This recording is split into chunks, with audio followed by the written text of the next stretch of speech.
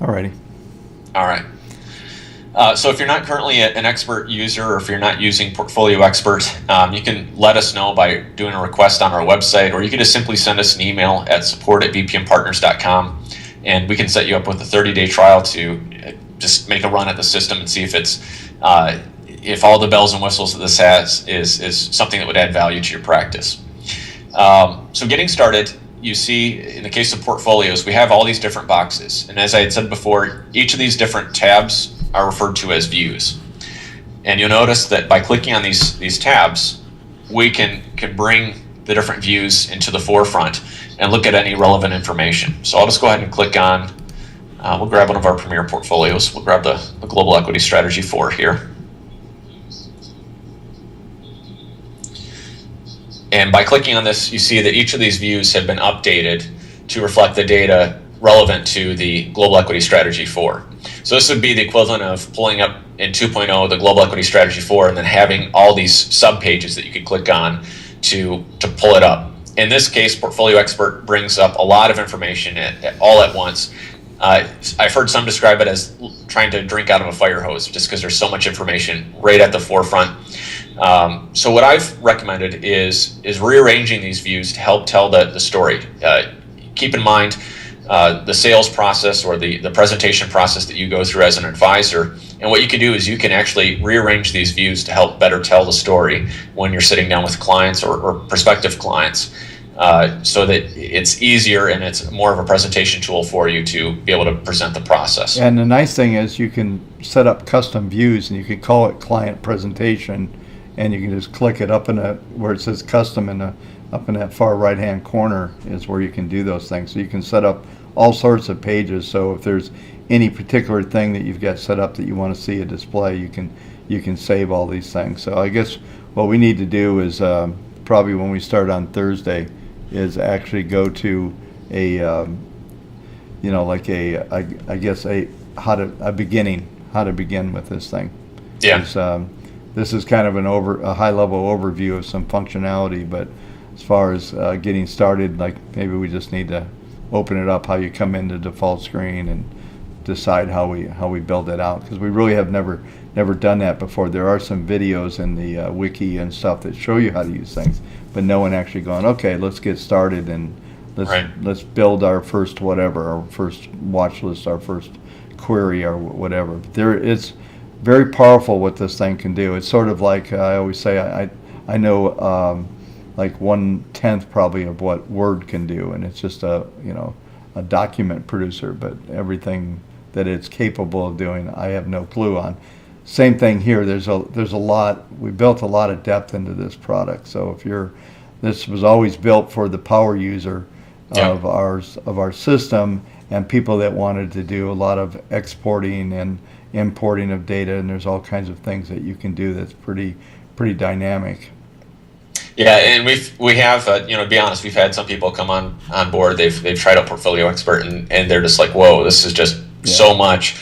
I'm just going to stick with 2.0, and that's fine. What we want to do is provide you with the best tools, the best resources, the best that we can provide to you that will help support you in your brand, in your presentation, and to make your practice run as efficient, as effective as possible. Yeah, and speaking of that, to put your brand where it says Portfolio Expert up here, you can click here and change your logo, pick your image off of your site, and it looks like your software. It takes about I think 4.3 seconds to make that happen.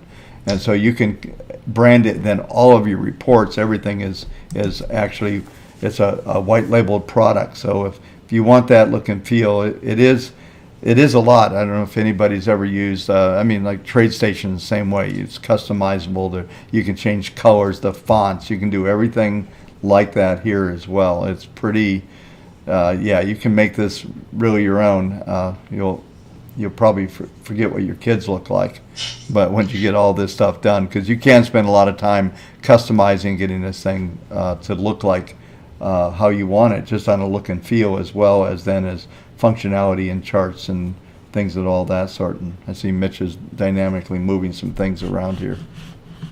Yeah, so what I just want to show you, and as Bob mentioned on Thursday, what we'll do is talk about the narrative that you can put around this. But I just want to show you from a high level view that you can rearrange all these different views to display the information that's most important to you. So you see in this case, I just grabbed one of these views, in this case open positions, and just moved around to a different box.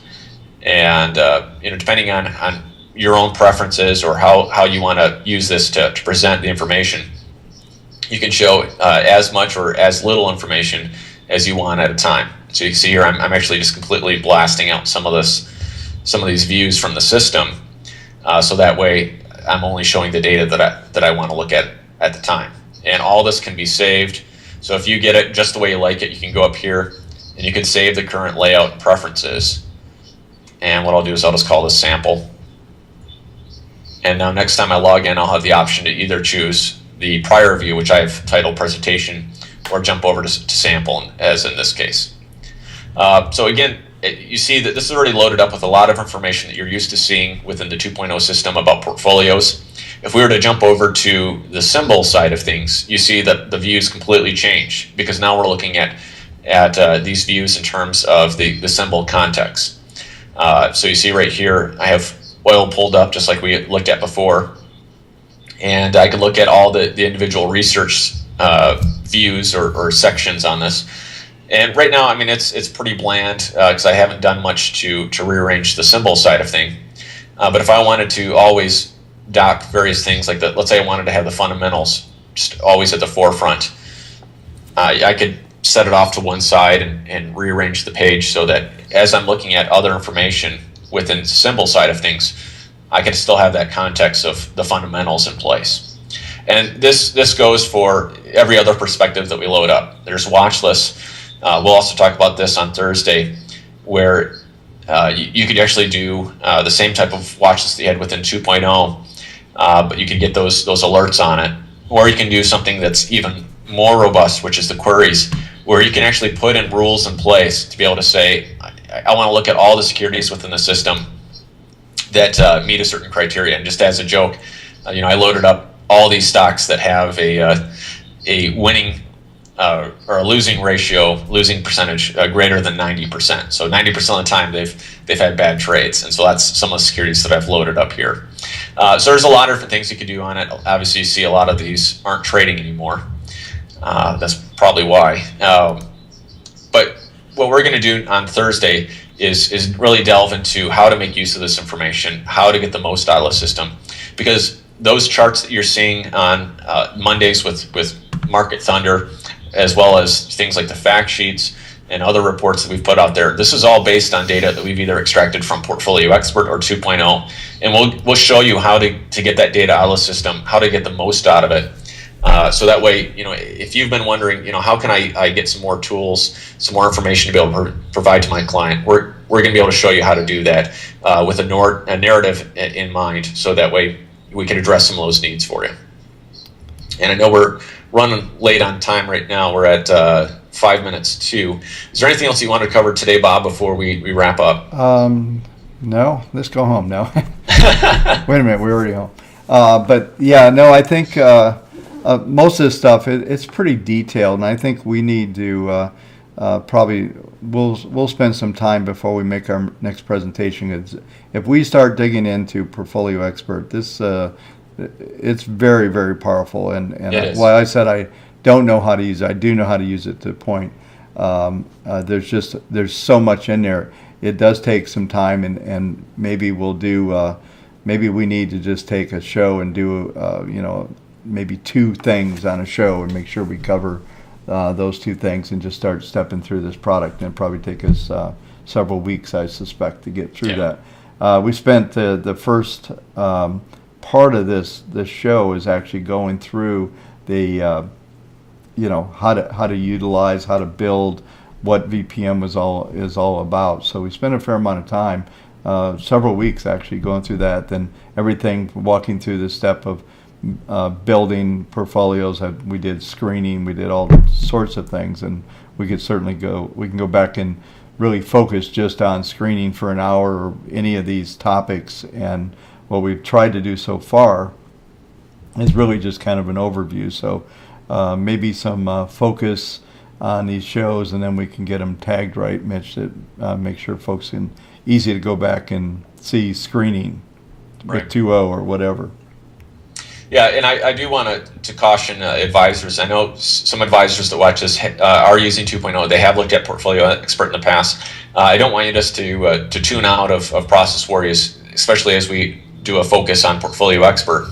Because there are some things, just like today, these little side rabbit trails that come up, Yeah. where it's a valuable thing to be aware of all that we have to offer. Because sometimes there's things that we mention in the context of Portfolio Expert that ring true, regardless whether it's you're using 2.0 or Portfolio Expert, or whether it's custom portfolios or premier portfolios. So we really just want to provide you with as much relevant information as possible that's valuable to your practice. Yeah. So sometimes. Yeah, I'm sorry. I'm trying to get a word in again. Yeah, sorry. We got a minute to go, but yeah, everything in both products are the same. By the way, Yeah. all the data, it just displays more flexibility, those type of things that you end up with Portfolio Expert. And as much as I like to say everybody should have Portfolio Expert, it's not true. VPM 2.0 is really like a WYSIWYG. What you see is what you get. You click it, you get it.